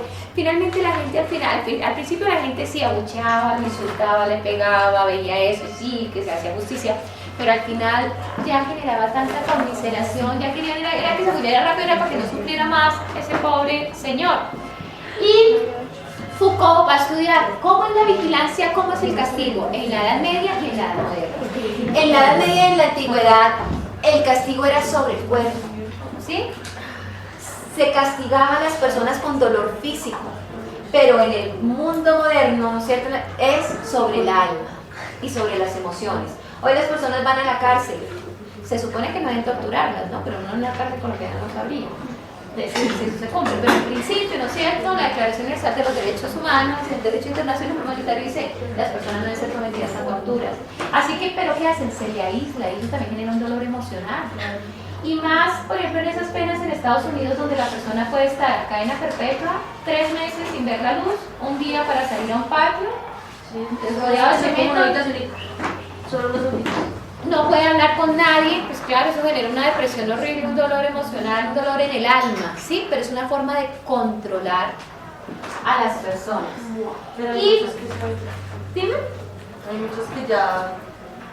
También naturaleza depende, y ya no. Ya Sí, está, claro, vale. depende de la persona, pero en todo caso no es que esté chévere, feliz. Sí. No, pero puede que no, pero digamos hay personas asesinos, no sé, seriales. Ah, bueno, pues un psicópata. Ok, bueno, ya, no sé, disfruté, hice lo que hice. Puede pasar, pero digamos que el común de las personas, ¿no es cierto? Sufre, ¿sí? Por eso también. Profe, qué pena, porque decía en Foucault que ponía, digamos, en tela de juicio, con lo que él hablaba de la locura, a Marx y a Freud. Decía que ponía como en tela de juicio y contraponía lo que decía Freud. No, tocaría mirarlo en el contexto. Con Freud, porque él hace una crítica como ese proceso psicoanalítico, ¿sí? No, digamos, no lo acepta de manera tan fuerte como si lo acepta Habermas, ¿sí? Digamos como un proceso de autoemancipación de todo Foucault. Pero no, tendría que mirar ahí en el contexto que se refiere exactamente. Ahora, entonces, finalmente, ¿qué hace Foucault? Se remonta atrás, ¿no es cierto? Para mirar cómo, para mirar cómo se adjudicaron nuevos conceptos y de dónde salen esos nuevos conceptos o significados, luchas de poder. Alguien subió al poder, cambió las estructuras sociales, ¿sí? Cambia los significados, dice cómo es que se debe castigar, cómo es que se debe vigilar. Y así sucede en todas las esferas del mundo social. Entonces, para que ustedes tengan en cuenta, los significados no son obvios e inofensivos. Son producto de luchas de poder y expresan esas luchas de poder. ¿Por qué? Porque hoy en día la gente va a la cárcel, pero ¿quién se resocializa en una cárcel? ¿Quién se rehabilita? Salen peor de lo que están, pero lo normal es que se vayan para la cárcel. ¿Sí o no? Allá aprendí. Pero fijo, aprende, pero hacer las cosas peor de lo que están. ¿Sí? Está comprobado estadísticamente, ¿sí? Las personas en la cárcel no se rehabilitan. Y por ejemplo, piensen en países del primer mundo como Estados Unidos, que cada vez invierten menos en los procesos de rehabilitación en las cárceles. Y piensen en Estados Unidos que un menor de edad puede ser juzgado como un mayor de edad y le puede caer la pena de muerte y la cadena perpetua. Pero piensen ustedes que un país del primer mundo como Estados Unidos tiene jóvenes, niños, jóvenes, adolescentes que no tienen un lugar, un espacio, ¿no es cierto?, que tienen familias disfuncionales, que no tienen buenos ejemplos, que caen en pandillaje porque también buscan cómo protegerse, que caen en actividades delincuenciales y finalmente el sistema le dice, usted cometió un delito, la pena, la cadena perpetua, se le acusa como un mayor, pero no se le dieron los elementos para que él fuera, ¿no es cierto?, una persona de bien, ¿sí?, con unos valores y unos significados claros. Como que darle el mejor camino. Exacto. Hay un documental, es muy interesante, y en ese documental cuenta historias de vida de muchachos que les pasó eso. Y hay un caso de una niña que ella fue testigo de un homicidio, ella impidió el homicidio, era parte de una pandilla. Se dieron cuenta cuando una persona es testigo de un homicidio y no hace nada por impedirlo, también se considera como asesino. Y ella fue a una corte, en esa corte decidieron que ya la había juzgado un juez de mayores, la juzgó un juez de mayores, la condenó a una cadena, no a cadena perpetua, pero sí como a 40 años de prisión. La mandaron a una cárcel de mujeres adultas. Ella no era lesbiana, no era una consumidora permanente de droga. Cuando la vuelven otra vez a visitar los periodistas que hicieron el documental, los investigadores se encuentran que tiene una pareja, tiene una relación lésbica y consume droga, es drogadicta, ¿sí? Y había pasado solamente como 3-4 años en la cárcel y todavía era muy joven, tendría que unos 22 años, una cosa así. Es decir, eso a nosotros nos parece normal, ¿no es cierto?, que se vayan para la cárcel, pero eso no es normal. Y lo peor es que hay trabajadores sociales en la cárcel. No, acá, no apresades. Trabajadores sociales que trabajan en la cárcel.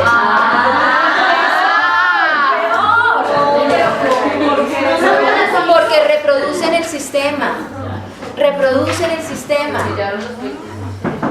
Lo que nosotros estamos en nuestro trabajo de campos de acción es sobre la inclusión de los presos y eso. Pero entonces no encontramos, o sea, ¿cuál es la contrapostura? O sea, digamos, acá se castiga a una persona con la cárcel, pero ¿cuál es la otra? O sea, ¿cuál es la opción que nos están dando? Mira, hay un programa que está financiando la Oficina de Derechos Humanos del distrito. ¿Cuál es? No recuerdo en este momento. Es una organización cristiana, pero ellos no van a hacer proselitismo religioso. Ellos lo que van a hacer es mirar cómo pueden ayudar a las personas a mejorar el bienestar. Y ha tenido muchísimo éxito. Si quieren, yo les puedo averiguar el dato. Yo precisamente el jueves estoy en un polo allá. Y les puedo averiguar el dato porque ha funcionado muchísimo. Pues me escriben el correo, sí, y pregunto. Porque una vez que estuve en la reunión allá me comentaron eso, ha funcionado, digamos, de las cosas que rehabilitan, ¿sí? Y que tiene todo un programa, es bien interesante. Bueno, y ya para finalizar, el último concepto. Nosotros hemos pensado que el poder es ser una persona, que una persona tiene el poder. Pero el poder, ¿qué va a decir Foucault? El poder es una estrategia que surge de las relaciones interpersonales. No está en una persona. Hay personas que tienen más poder en un momento dado, pero no está en una sola persona. Y más que imponerse el poder, se transmite. No es propiedad particular de nadie. No puede localizarse. Entonces, es el caso... De la madre. Sí, del hijo que es el que manda en la casa, ¿no es cierto? Sí, y circula, porque además que tal que poder, siempre la madre ejerciera su poder porque tiene un poder sobre su hijo, y si el hijo tiene 30 años, pues sería gravísimo, ¿no? Está circulando, ¿sí? Se está moviendo. Cuando ustedes van a una entrevista de trabajo con el super ejecutivo en el super edificio, pero el super salado no los deja pasar, ¿quién tiene poder? El senador. O en las casas, ¿no es cierto? Esas mujeres que son bien ogras, que gritan y insultan al marido y el marido es un ogro en el trabajo, pero en la casa ¿quién tiene poder? Es decir, ¿dónde se concentra más? Porque no es tampoco que lo tenga, está circulando. Donde vamos, está circulando. Y nosotros, los individuos, somos el vehículo. Entonces en unos escenarios tenemos más, en otros no, está circulando, es dinámico, si no es algo estático, quieto, inamovible.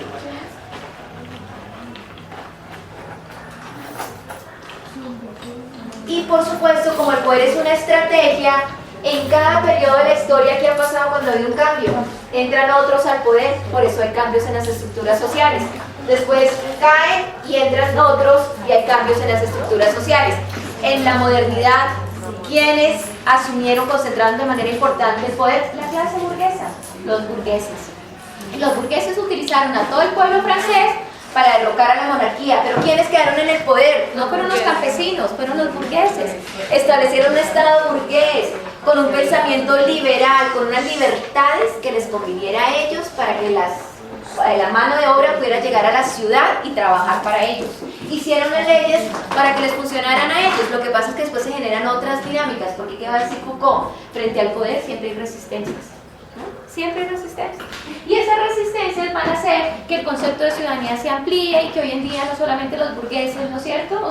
O haya solamente una clase burguesa, sino que tenemos una combinación de cosas, que somos ciudadanos todos, pero todavía faltan muchísimos más elementos, ¿no es cierto?, para tener más derechos y para eso que decía Habermas de la autoemancipación. Y finalmente, lo que nosotros llamamos normal a veces es bastante anormal.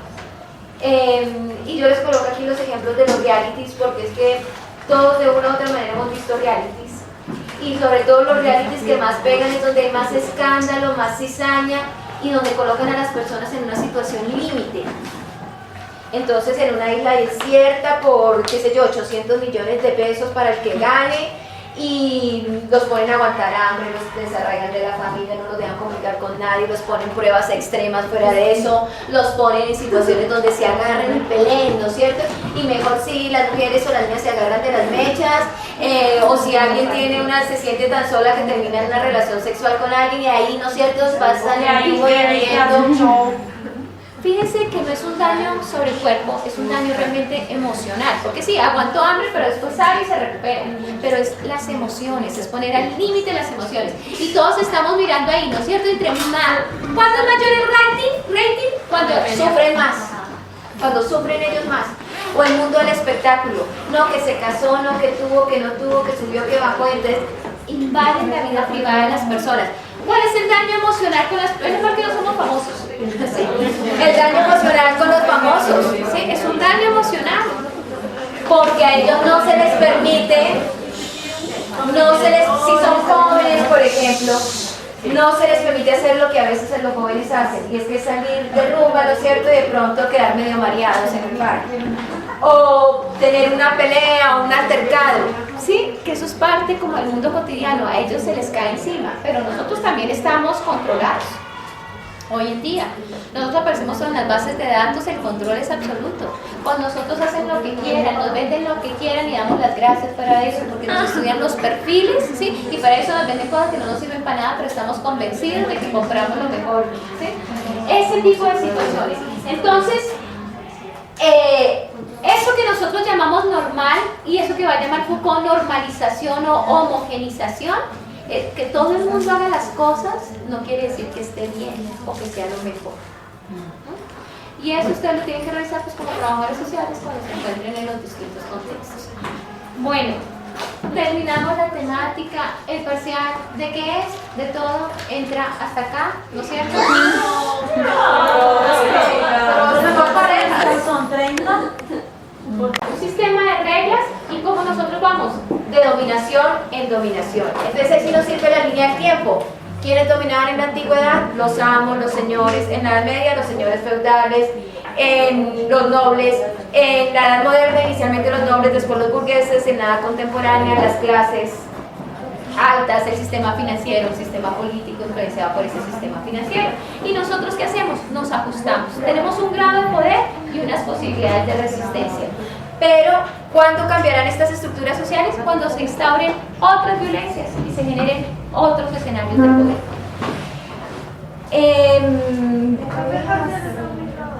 No, les voy a decir qué entra de cada autor. Un momento. ¿Qué es esta maravilla? Yo haría un parcial de a dos si yo los pusiera a reflexionar sobre un caso donde ustedes tuvieran que aplicar los conceptos. Y ustedes apenas están aprendiendo los conceptos. ¿No ven?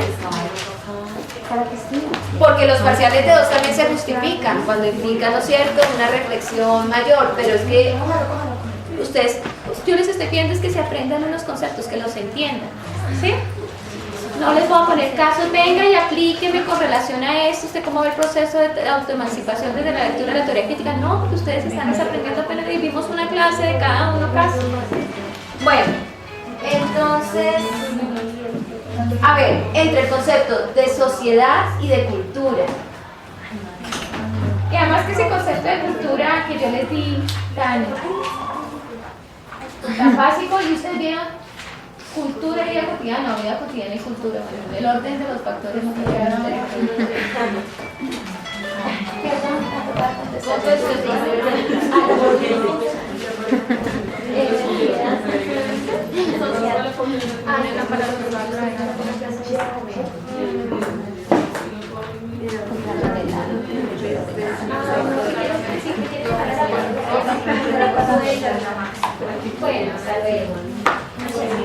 Bueno, entonces, a ver, entra sociedad y cultura, ¿no es cierto?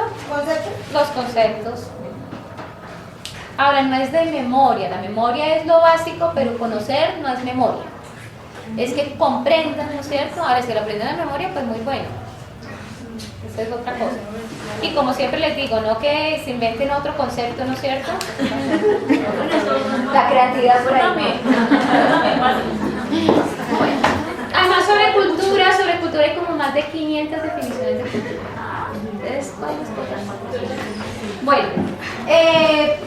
de Conte, ¿qué es el positivismo?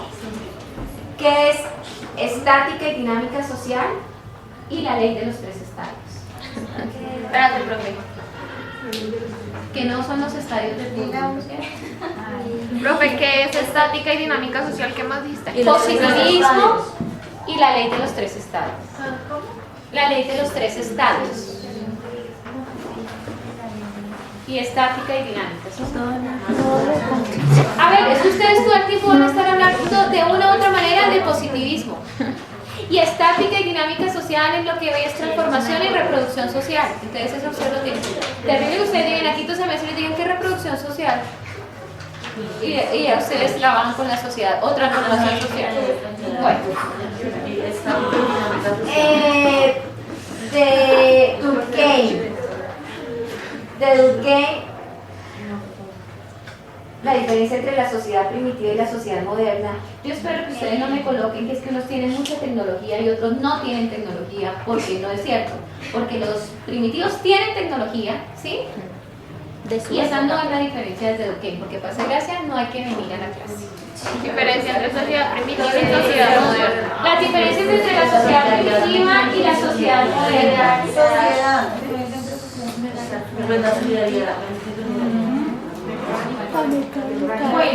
de Durkheim. Bueno, saquemos así de Durkheim. De Carlos Marx sí entra casi todo, porque ustedes lo utilizan para todo. Y además, miren, lo más triste es que uno hable de un concepto y uno no entiende la postura política del concepto. Porque entonces no hay toma de conciencia, entonces está alienado profesionalmente. Entonces, ¿qué entra? Entra burguesía, ¿qué es burguesía? ¿Qué es proletariado? Por favor, niñas, es que los burgueses, los más ricos, los proletarios, los más pobres, también tampoco hay que venir a la clase, ¿no es cierto? ¿Qué es burguesía? ¿Qué es, por ejemplo? O que son los dueños de todo, los ricos. Además, ese concepto no es difícil. Entonces, burguesía, proletariado, toma de conciencia, alienación, reificación. Reificación. Sí, señora, potencial humano. Es que ustedes van a trabajar con eso.